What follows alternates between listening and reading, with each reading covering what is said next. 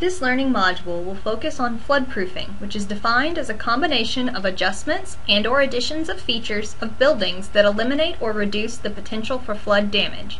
During this module, the standards defined by FEMA in applicable technical bulletins and the floodproofing certificate will be explained. Additional regulations effective in the Commonwealth of Kentucky will be discussed. The National Flood Insurance Program was created by Congress in 1968 to provide federally backed flood insurance coverage due to the lack of available flood insurance from private insurance companies. The intent of the National Flood Insurance Program is to reduce future flood losses through identifying flood-prone areas and developing in these areas so that property and lives are protected from flooding. Communities participating in the National Flood Insurance Program must meet and enforce minimum standards. The NFIP encourages communities to adopt standards that exceed the minimum established.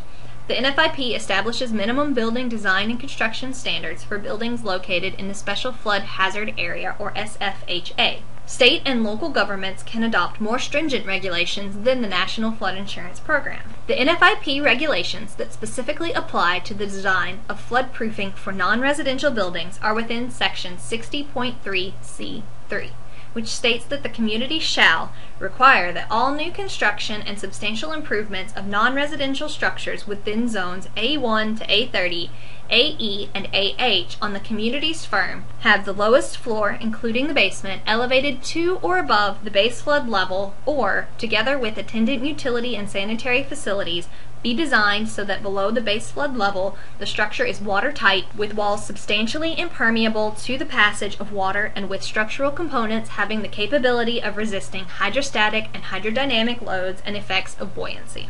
Additionally, Section 60.3C4 requires that any floodproofing design be certified in the following manner.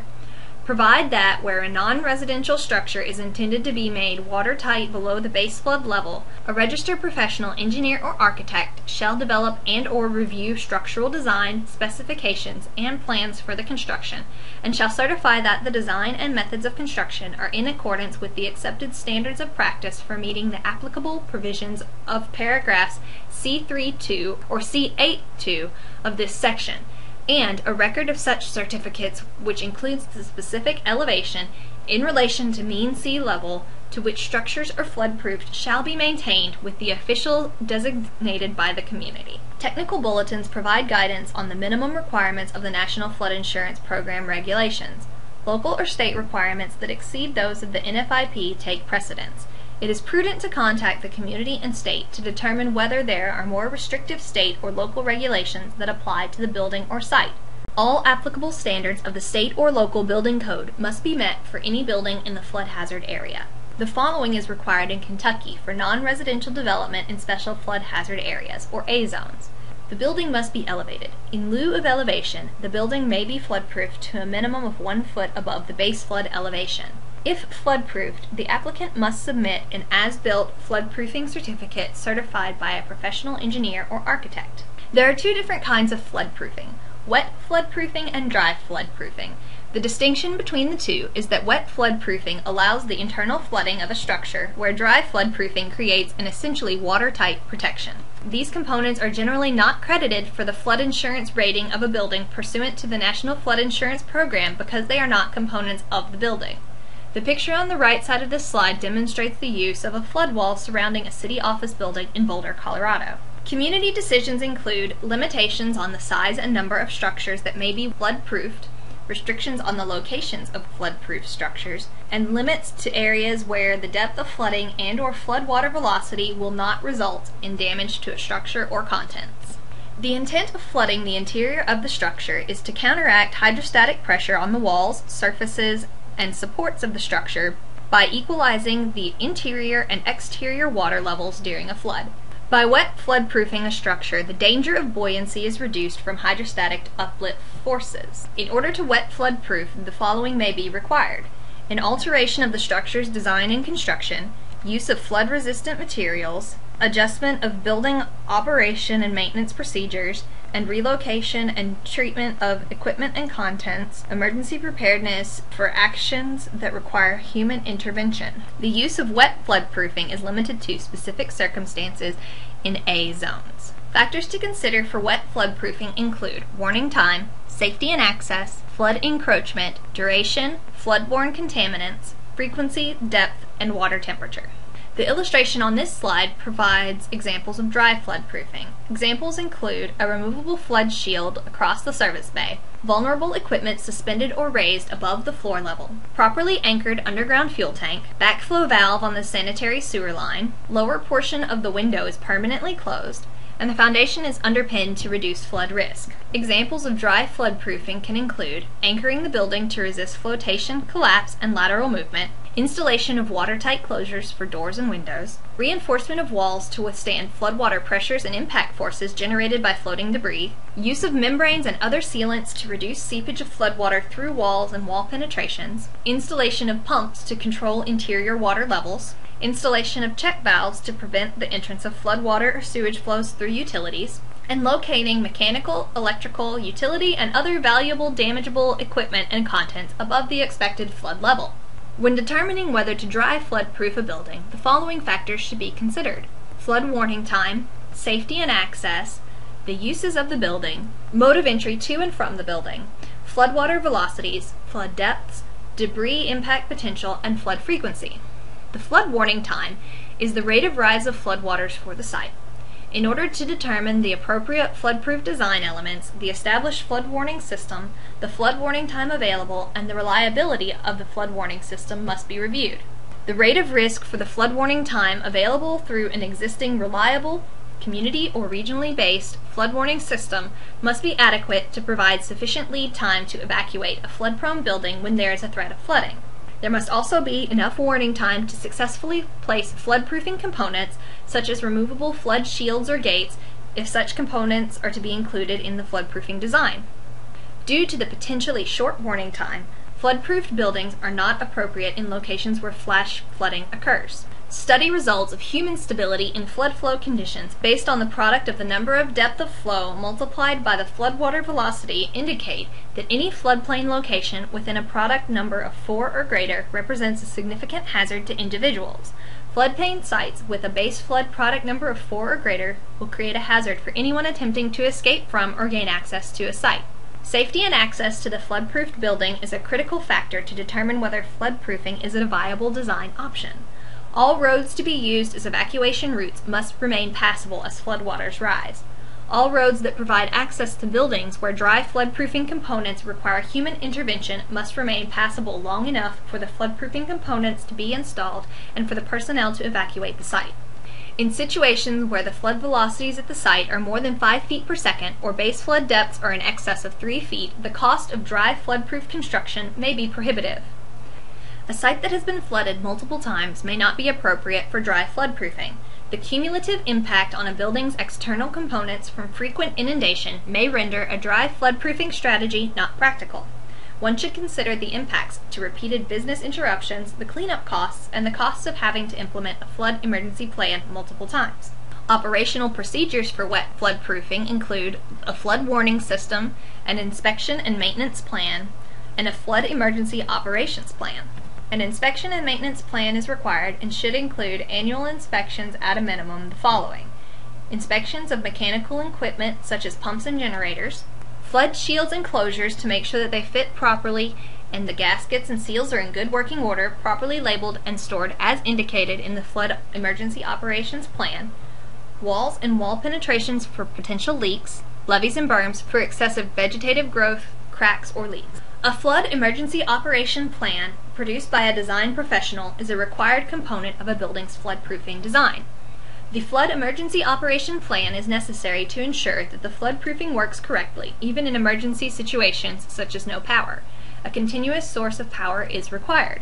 A flood emergency operation plan is a required component of a floodproofed building and must include the following: an established chain of command, a procedure for notification of parties when flooding threatens and flood warnings are issued, and a list of specific duties to ensure that all responsibilities are addressed expeditiously. Locations of materials necessary to install all floodproofing requirements must be included on the list. Last, an evacuation plan for all personnel must be included in the flood emergency operation plan. Training drills should be held at least once a year and should be coordinated with community officials. Flood safety precautions should be repeated with each drill. Engineering components for wet floodproofing include design elements, flood-resistant elements, and protection of contents. The design professional, a registered engineer or architect, must certify that the following requirements have been met by the building design specifications and plans. The building must be watertight to the floodproof design elevation, which is at least the BFE. Generally, the minimum of 1 foot of freeboard is recommended. Community and Kentucky regulations must be verified, as they may be more stringent. Furthermore, additional freeboard is recommended in areas where flood depths are not predictable, such as urbanizing areas and large drainage areas. Building walls must be substantially impermeable to the passage of water. A substantially impermeable wall shall not permit the accumulation of more than 4 inches of water depth during a 24-hour period if there were no devices permitted for its removal. The building's utilities and sanitary facilities, including heating, air conditioning, electrical, water supply, and sanitary sewer service, must be located above the BFE, completely enclosed within the building's watertight walls, or made watertight, capable of resisting damage during flood conditions. All of the building's structural components must be capable of resisting specific flood-related forces. These are the forces that would be exerted on the building as a result of the floodwaters reaching the base flood elevation at a minimum or floodproofing design level, and include the following.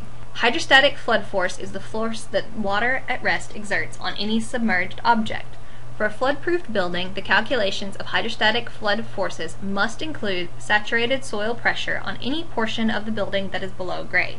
Protection of the structure can include several elements. Wall openings counteract hydrostatic forces to prevent wall collapse and flood-induced uplift. Further information about wall openings can be found in Technical Bulletin 1, Openings in Foundation Walls. Prevention of air trapped within the structure during periods of inundation from becoming pressurized and damaging the exterior walls and roof. All structural and non-structural components must be constructed of materials that are durable, resistant to flood forces, and resistant to deterioration caused by repeated inundation of floodwater. Components of the structure that are not inundated with floodwater must be able to resist damage from humidity associated with flooding and post-flooding conditions. Technical Bulletin 2 provides guidance regarding the materials that are acceptable pursuant to the National Flood Insurance Program. Design elements for foundations include a foundation design that is a site-specific process, must consider the soils, building load conditions, influence of the hydrologic and hydraulic conditions, such as velocity of the flow, rate of rise, depth, floodborne contaminants, and duration on the foundation design. Floodwaters can impact the foundation by eroding soils, scouring foundation materials, and undermining footings. The structure must be adequately anchored to the foundation. Design must demonstrate that the cavity space fills with water and drains at a rate approximately equal to the floodwater rate of rise and fall. If the cavity wall space is filled with insulation, it should be a type that will not be damaged from inundation. Bat and blanket types are not acceptable because they retain water and contaminants within their voids. Foam and closed cell insulation can withstand a certain level of inundation, such as polystyrene, expanded foam, and thermal glass. Silt, chemicals, and organic materials remain in cavities after floodwaters recede. As a result, these pollutants create problems for the structure and the occupants. Caustic materials can deteriorate building materials. Organic materials can create odor and bacterial problems. The cavity should have a clean-out access to allow for cleaning and flushing. Solid wall construction is a wall system that does not have internal air spaces. It can include cast-in-place concrete, fully grouted cell masonry, pressure-treated wood, and metal frame shell. Solid walls with non-porous materials are preferred over those with porous materials. Porous walls can absorb moisture and, to a limited degree, associated contaminants. Exterior cladding of a structure subject to flooding should be non-porous, resistant to chemical corrosion and debris deposits, and conducive to easy cleaning. Interior cladding should be easy to clean and not susceptible to damage from inundation. Materials that are most suitable include concrete, hard brick, plastic, and pressure-treated wood. Interior wall finishes should meet the same flood-resistant standards as all other materials located below the base flood elevation. Flood-resistant materials should be used when it is anticipated that flood levels will come in contact with the ceiling. Flood-resistant material requirements apply. Pressure relief vents should be used to relieve the pressure of trapped air or water. Designs for ceilings that are expected to be above the high water mark should still be able to withstand prolonged exposure to moisture and humidity from flooding and post-flooding conditions. Even if building components are not expected to be flooded, they, doors, windows, vents, skylights, etc., must be resistant to humidity and moisture. National Flood Insurance Program flood-resistant requirements apply to all architectural components that are to be exposed to flooding or excessive moisture. Elevation of all electrical components except the minimum to operate the structure is required. Light switches and receptacles are required. Sealed or capped moisture-resistant components are required below the base flood elevation. Ground fault circuit interrupters must be used for all electrical circuits that serve areas below the base flood elevation. Inspections should be performed to ensure complete drying prior to restoration of electrical components. Electrical service provided to a structure from poles or other overhead sources should enter the structure at a point above the expected flood level. Underground service cables may be feasible if they are waterproofed and not exposed to direct contact with flood width. Elevating, heating, and ventilation is recommended. If elevation is not practical, then quick release and disconnect mechanisms should be incorporated into the design. Whenever possible, liquid containers should be elevated to or above the base flood elevation or located outside the floodplain. If the liquid container is going to be subject to inundation, it is required by the National Flood Insurance Program to be anchored to withstand a buoyant force acting upon it in its empty state. Containers should have watertight fill caps and vents that extend above the expected flood level, and should be labeled with the contents identified. There are several design elements for the protection of contents and equipments. Isolation will prevent to the maximum extent possible the contact of floodwater with damage susceptible items. The most cost-effective method of protection for equipment and contents is to relocate items out of harm's way. Within the flood-prone structure, elevation of key items could be achieved through the use of existing or specially constructed platforms or pedestals. Elevation techniques can be applied to a wide range of objects, machinery, utility system components, fuel and storage containers, and contents. Some items can be protected in place through a variety of options. Protective waterproofing closures may be feasible for items that are difficult to move or relocate. Anchors and tie-downs may be used where appropriate to prevent flotation and movement, especially for storage containers. Consideration during planning should be given to the means for protecting the equipment and contents in the structure.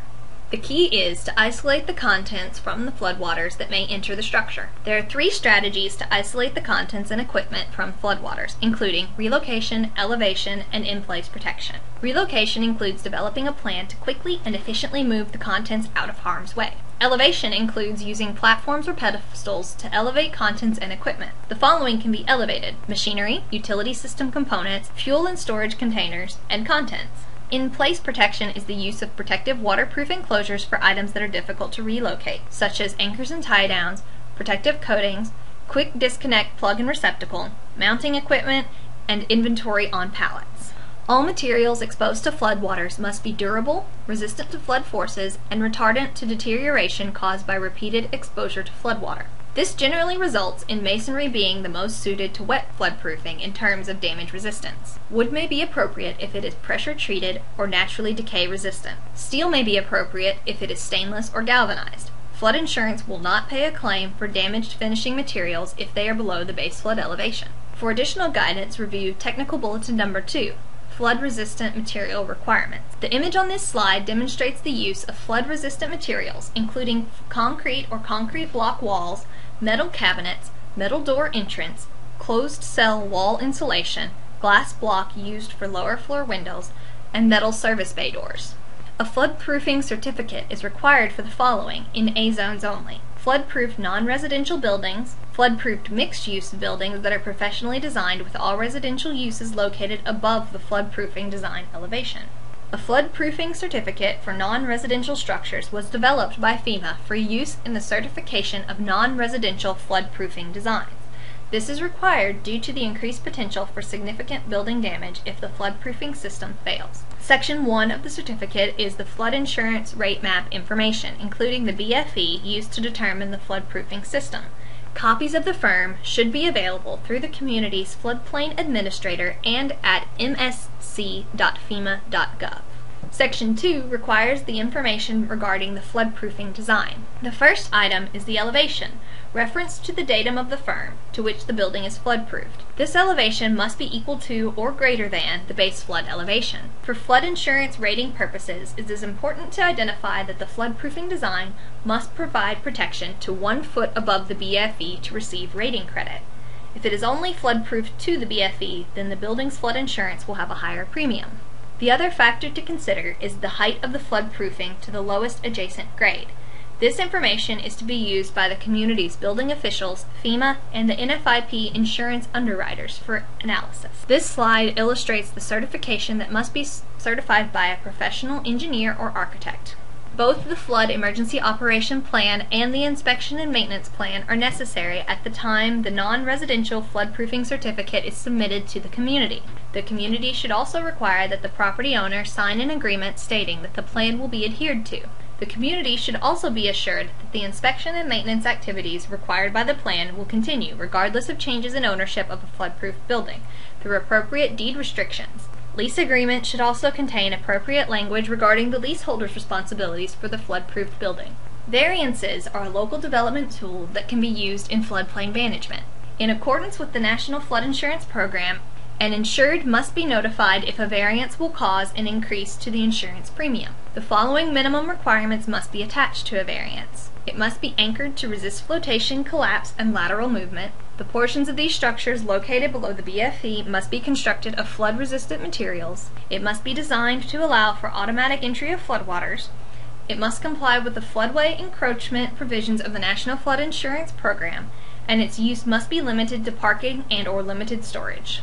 Certain structures that must be located near water for functionally dependent uses, as defined in Section 59.1, are permitted to be wet floodproofed after the issuance of a variance from the National Flood Insurance Program elevation and dry floodproofing requirements. These may include docking, seafood processing, and port facilities associated with marine activities. These structures cannot create an additional threat to public safety, and the structure must be protected by methods that minimize flood damage. Variances may be issued for historic structures as long as the proposed repair or rehabilitation will not preclude the structure's continued designation of a historic structure, and the variance is the minimum necessary to preserve the historic character and design of the structure. Accessory structures are used solely for parking, such as a two-car detached garage or similar, or a limited storage such as a small or low-cost shed. If a community wishes to allow non-elevated, non-dry, flood-proofed accessory structures, the community must define the meaning of low-cost and small accessory structures. Communities may allow wet floodproofing of these structures provided that they represent a minimal investment and are designed to have a low damage potential with respect to the structure and contents. The following must be attached to a variance for an accessory structure. It must be anchored to resist flotation, collapse, and lateral movement. The portions of these structures located below the base flood elevation must be constructed of flood-resistant materials. It must be designed to allow for the automatic entry of flood waters. Mechanical and utility equipment must be elevated or flood-proofed to or above the base flood elevation. It must comply with the floodway encroachment provisions of the National Flood Insurance Program regulations, and its use must be limited to parking and/or parking garages.